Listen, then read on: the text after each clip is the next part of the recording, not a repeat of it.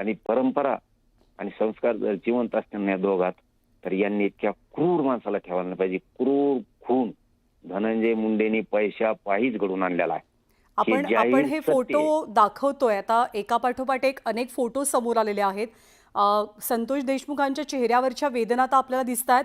एका व्यक्तीच्या हातामध्ये दांडका सदृश काठी, काहीतरी जाड काठी आपल्याला दिसते. लोखंडी रॉड आहे तो खरं तर. त्या लोखंडी रॉडनं त्यांना मारहाण झालेली होती.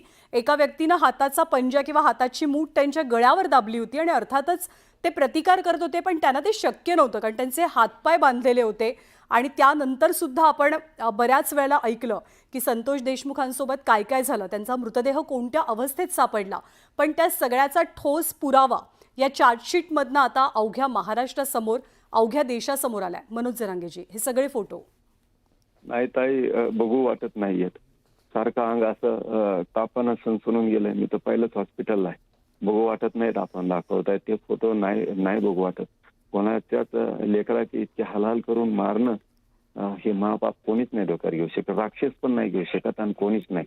आता हे जर इतक्या क्रूरीने हत्या करतात ना, तर महाराष्ट्रातल्या जनतेला माझं एक आव्हान आहे आणि महाराष्ट्रातल्या मराठ्यांना बी आयबीएन लोकमतच्या माध्यमातून माझं आव्हान आहे की मायबापा हो, ह्या धनंजय मुंडेच्या क्रूरला टोळीला इथून पुढे यांची दयामाया करू नका. कडवटपणा अंगात राहू द्या. कुणाचं तरी लेकरू मेलंय, आपल्याच घरातलं समजून यांना तांब्या भरून पाणी सुद्धा देऊ नका कधीच. लय माजुरडे लोक आहेत हे, लय माजुरडे येतं. यांना नका सांभाळू, यांची दयामाया करू नका. इथून पुढे ही टोळी संपुष्टात आणा. सरकारने जर नाही आणली ना, तर यांची दयामाया कधीच करू नका. यांच्या मागच लागा, यांनी त्रास दिला, यांच्यावर गुन्हे दाखल करू, यांना जेलला चढवा. ताई, भयंकर आत बेतली असणारे वेदना त्या कुटुंबावर होत्या आता देशमुखांच्या. किती हाल करून मारलंय संतोष भैया. एका कपड्यावरती आहे, अंडरवेलवरती आहे फक्त. इतकं काय केलं होतं? तुम्हाला पैसे मागू दिले नाही, तुम्हाला गुंडगिरी करू दिली नाही. आडवा आला एक आदर्श सरपंच हा भाजपाचा होता, म्हणून देवेंद्र फडणवीस साहेबांनी याला लात मारून काढलं पाहिजे. संतोष भैयाला न्याय दिला पाहिजे. आता यांनी दिलं नाही दिलं तर आम्हाला फरक पडत नाही, पण यांनी तर स्वतःहून द्यायलाच पाहिजे. आता स्वतःहून मागणी कोणी करत नाही. काय गरज नाही तुला मागणी करायची. किती लाचार आहेस याच्यावर सिद्ध होतंय. तू मंत्रिपद आमदारकी सोडत नाही ना, तू किती लाचार आहेस सिद्ध होतंय. तुला पैसा पाहिजे, लेकरा नाही पाहिजे. स्वतःच्या जातीचे मारले आज त्याची भाऊजाईच उपोषणला बसली.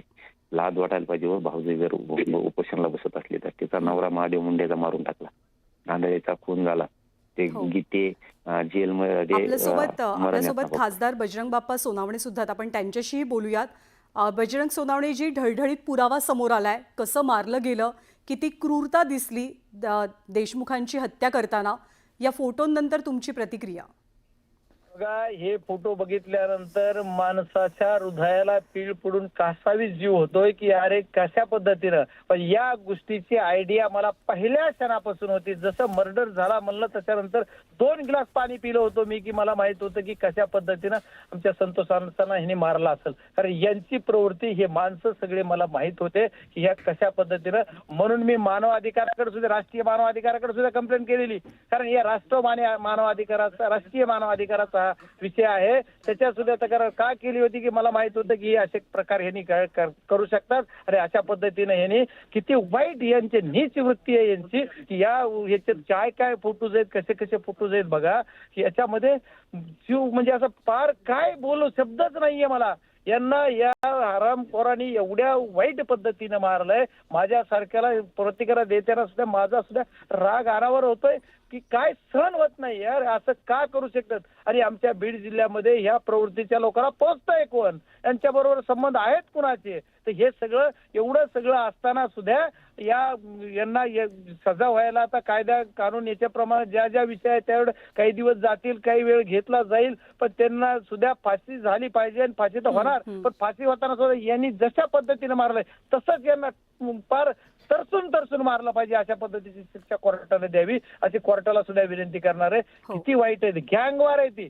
अहो एवढेच नाही, याच्या पाठीमागे जे राहिलेत ना आणखी ते सुद्धा मी काल 4 दिवस झालं सांगतोय की यांनी सर्वांनी कट रचला. 29 तारखेला जे फुटेजमध्ये दिसते, जी पाटील नावाचा PSI आहे, जो महाजन, यांना सगळ्याला कळत नाही. यांनी काही दिवस सगळ्या घटना ज्या आहेत ते मीडिया समोर सांगितल्या नाही, बोलले नाही. आज सुद्धा कुटुंबाने मागणी केलेली की सीसीटीव्ही फुटेज बंद आहे, सीसीटीव्ही जेलमधलं. एवढं जोरा वाईट होत असेल तर यांना काही वाटत नाही. ज्या लोकांनी, पोलिसांनी यांना मदत केली, यांच्यावर जर अशी वेळ आली तर काय वाटेल हो? एखादा स्वतःचा भाऊ असेल, स्वतःचा मुलगा असेल, तर कोणाचा जे कोणी मदत करते त्यांच्या नातेवाईक घरातला असेल तर त्यांना नाही वाटणार, वेदना होणार. अरे हे माणुसकी नावाची काही कुठं दाखवलेच नाही, इतकं वाईट कृत्य करू शकतात. आणि ही आमच्या जिल्ह्यातली माणसं आहे, त्याचं खूप वाईट वाटतंय ह्याला. आणि जिल्ह्याला बदनाम करू नका म्हणून आम्हाला म्हणता उलट. जिल्ह्याला बदनाम कोण करतंय? ही कृत्य करून माणसं जे सांभाळतात तुम्ही असे कृत्य करायला, ते करत नाहीत.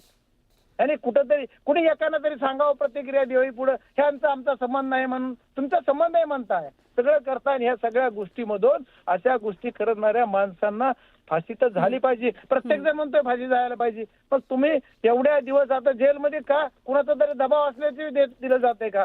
जेलरना सुद्धा कळलं पाहिजे की त्यांना जर तुम्ही सुविधा देताय, तुम्ही तिथला सीसीटीव्ही बंद करताय, त्याची सुद्धा चौकशी करायला लावू, कोर्टात दाखल करू. पण तुम्हाला आम्ही आमच्या कुटुंबाने सीसीटीव्हीचं फुटेज मागितलंय, ते दिलं पाहिजे. तिथं जी VIP तुम्ही सिलाईची मशीन, जिथं काय कपडे शिवले जाते, काय केलं जाते, तिथं सीसीटीव्ही केले, तिथं बसवलं जाते. असे सगळे काही पुरावे एक अपडेट अशी येते की हत्येचे सगळे फोटो आल्यानंतर धनंजय मुंडेंवरती अर्थातच राजीनाम्यासाठी दबाव वाढणार का? बजरंग वाढवायची काय गरज आहे? मी जर त्याच्या जागेवर असतो ना तर मला स्वतःच म्हणजे काय करावं ते वाटलं नसतं. पदावर राहायचं तर सोडून द्या हो, पदबीत काय ह्याच्या पुढं, हे ह्याच्या पुढं पद.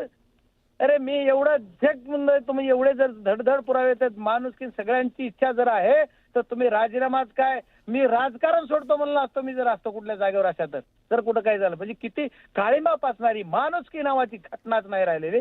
आणि एवढ्या तीव्र शब्दात काय बोलावं ह्यांना, म्हणजे आज काय म्हणजे जगावं का नाही आपण सुद्धा स्वतः. एवढी वाईट परिस्थिती वाटते की म्हणजे लोकप्रतिनिधी म्हणून आपण जगलं राहिलं पाहिजे का या गोष्टीमध्ये? या एवढी वाईट जर क्रूर हत्या करत असेल तर यांना सोडलं नाही पाहिजे.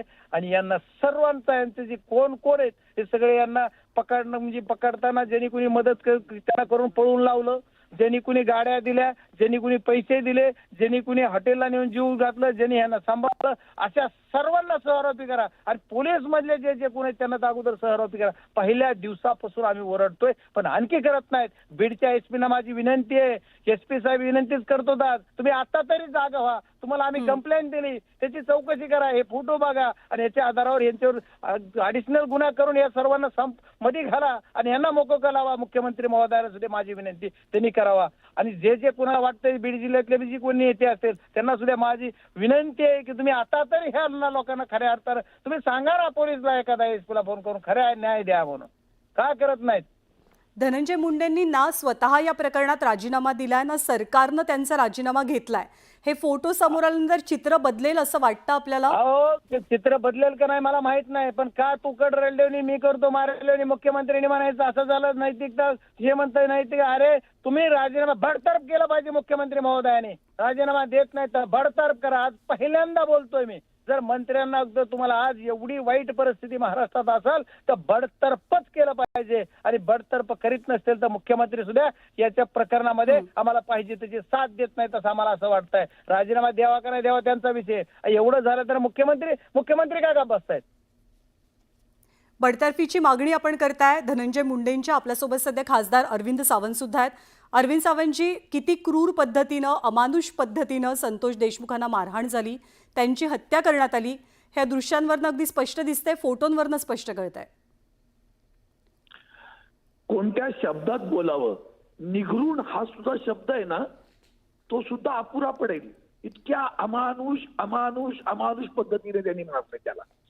सुरेश धस आमदार यांनी जेव्हा सभागृहात वर्णन करत होते तेव्हा ते वर्णन सुद्धा नंतर ऐकण्याचं धाडस होत नव्हतं आमचं. आता तर फोटो आलेत, मला कीव येते की इतका मोठा आकडा मिळाल्यानंतर सुद्धा हे सरकार पंगू आहे का? आणि कायदा सुव्यवस्था ते इतकी रसा तयार केल्यानंतर देवेंद्र फडणवीसांसारखे मंत्री, जे मुख्यमंत्री तर आहेत आणि गृहमंत्री आहेत, ते मंत्र्यांचे राजीनामे घेत नाहीत. तो इतका म्हणजे इतका कोणत्या शब्दात वर्णन करू मला कळत नाहीये.